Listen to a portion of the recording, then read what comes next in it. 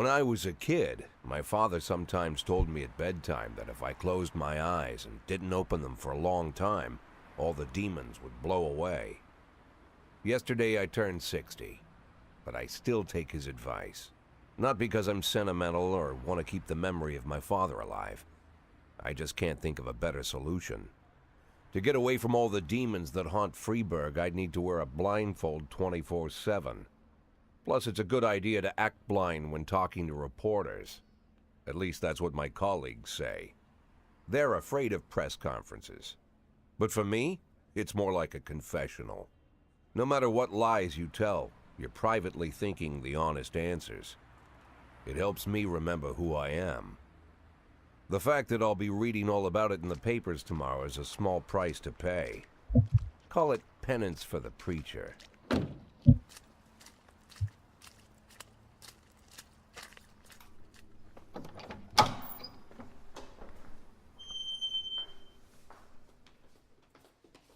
This is the first time I'm afraid of those answers my mind has given me. Not because I'm mad I'm losing my job. Though it's true, I'm mad as hell. Not because I subconsciously blame everyone else. Though I damn sure do blame them. And don't even ask me what my next move is. I can't imagine. But even that doesn't scare me. The worst thing is, I know I'm gonna have to do something. And I'll be damned if I know how far I'll go. I may have a lot of vices, but predictability isn't one of them.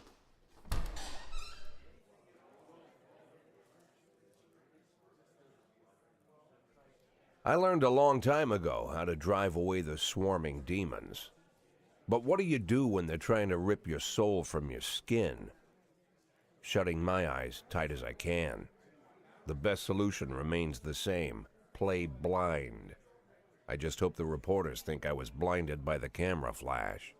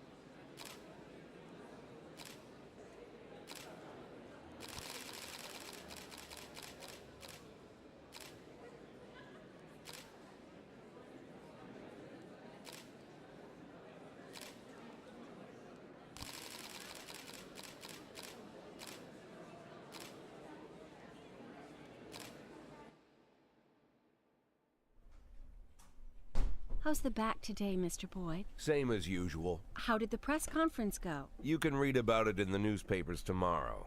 Don't let anyone in. Even Mr. Kendrick? Especially Mr. Kendrick.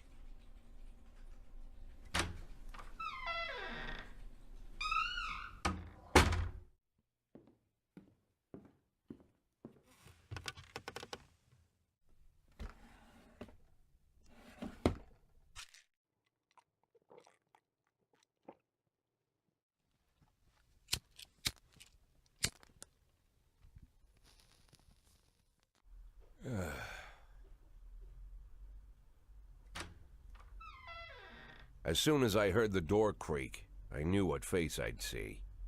When I tell Emma not to let anyone in, there's only one man it could be. Rude, arrogant, no warning. That's Mayor Rogers in a nutshell. White summer shoes, white socks, white shorts, white polo shirt, and the white smile of a hungry shark. Mayor Rogers enters every room like he owns the place. Even the floorboards under his feet sound like they're creaking an apology. He never shied away from the odd corruption scheme. It's like the devil walks behind him. In the movies, the villains controlling the city play golf with the judges. Rogers plays tennis with them instead. That's about the only difference. Jack, I was hoping to catch you after the press conference. You ran away so quick. There's no smoking at City Hall. No reason for me to hang around. Well, this morning I signed a ban on smoking in all public buildings.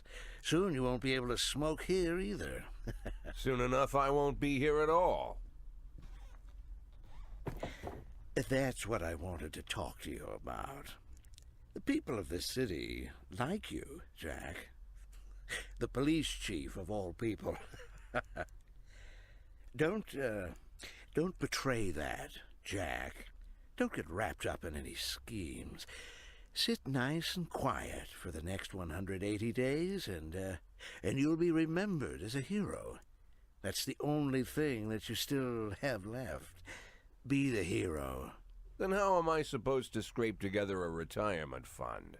You had a million chances to secure a luxury pension, one that even I would have envied, although I've never set aside any money for myself. I'm not planning to retire anytime soon.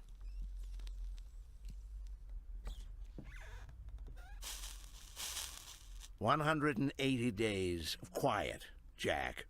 That's all I need. I don't have any problems with you, and you won't have any problems with me.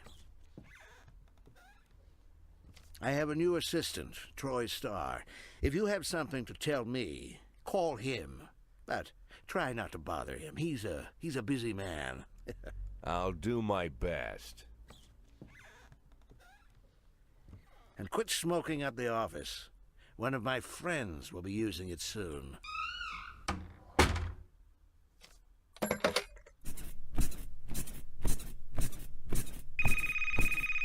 Oh, I'm sorry, babe. Only the mayor has this number. Mr. Mayor? Yeah, is this Troy Starr? Yes? Go fuck yourself, Troy Starr.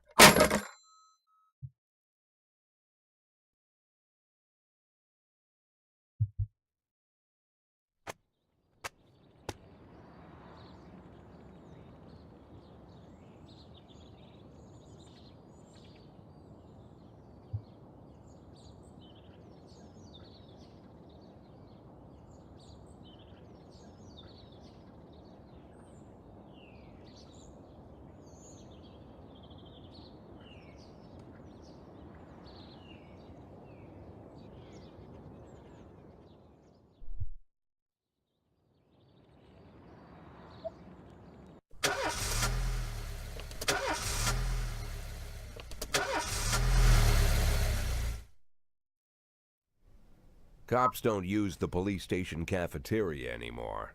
There's some kind of stigma against sitting shoulder to shoulder with your partners. Everybody just takes snacks from the machines or grabs a meal and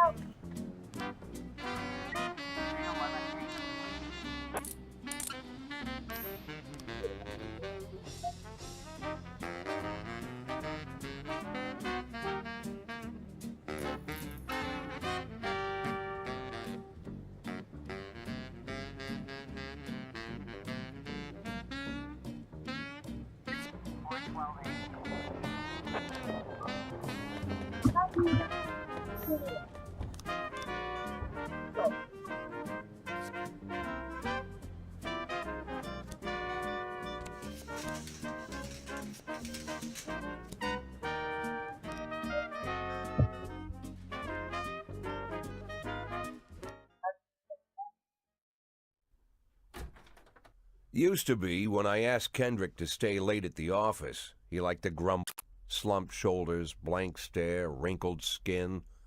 The past few weeks, I don't hardly recognize my old friend. In his younger years, he reminded me of a gallant royal officer in an old Kipling story. Kendrick isn't just crumbling under the weight of the public pressure, but from the shame of it all. Internal Affairs raided the library he inherited from his grandfather, hoping they'd find buckets of cash stashed in the pages.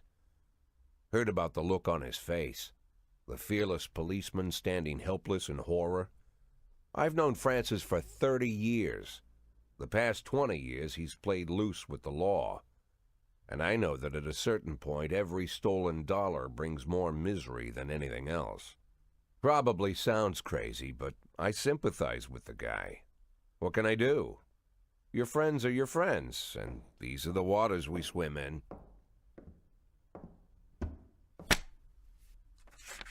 Called all of the people on that list today. Now they know you're in business, so you could get a call from any of them. You don't need to worry about any of them. I've cleared them all. And what kind of business are we talking here? It's nothing too serious, just like you asked. Should be just a few small favors. Payments will vary depending on the situation and who you're dealing with. How much are you looking to earn? $500,000. $500,000? Why not a whole million? Because everybody wants to take $1 million. Figured I'd try something different. $500,000 in 180 days? Well, you could earn it all above board if you netted all the big fish and hit all your bonuses. Never knew you for a fisherman. Well, you never got into my business, and I'm not trying to get into yours. But be careful about bringing in any other cops. Sooner or later, they'll put the finger on you. And one more thing, Jack. I remember what you said, but I should probably add one more name to that list. Christopher Sand. Sand. Christopher G. Sand. Everyone knows the name, but few could tell you who he is. The old man stays away from the spotlight. Always wears old-fashioned jeans and knitted sweaters. Gives to charity. Rarely attends social events. An avid hunter, I hear. even dabbles in poetry. You'd never guess he's the head of the oldest and most powerful gang in the city. Goes back as far as his great-grandfather. And Sand is strict about following the old rules. He rarely involves himself in commonplace murders and robberies. Hardly needs to intimidate anyone to get his point across. Meanwhile, Sand pulls the strings without getting his hands dirty.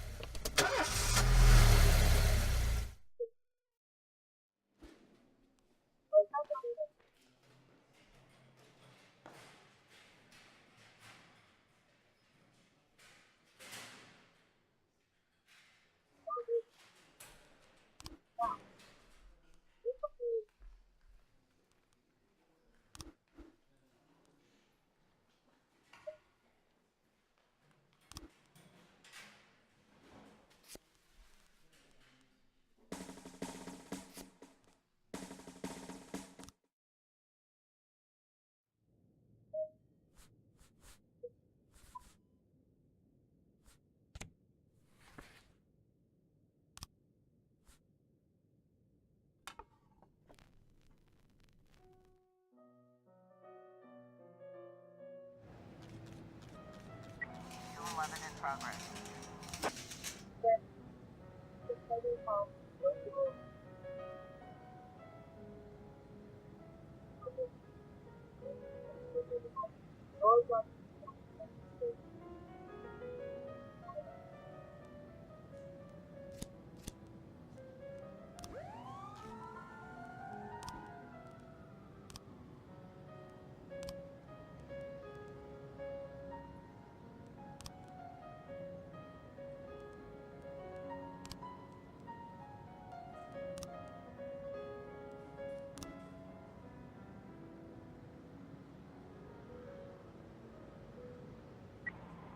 In progress.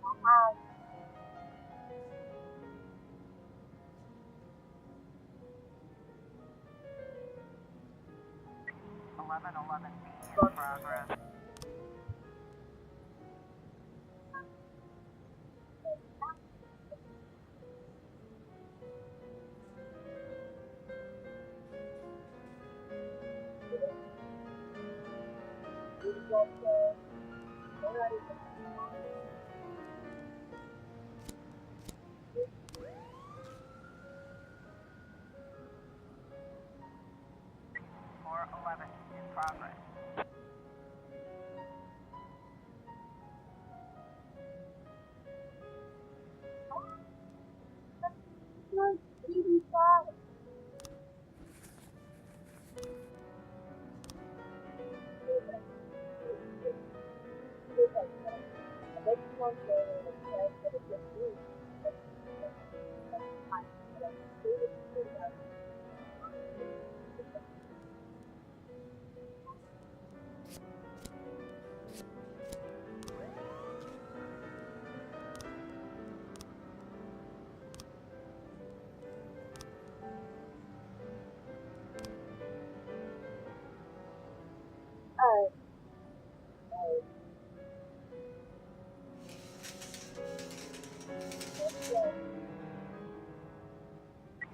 got a situation here.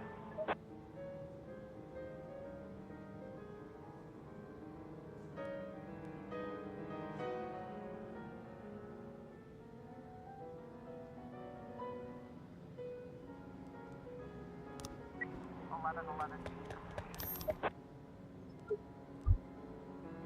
411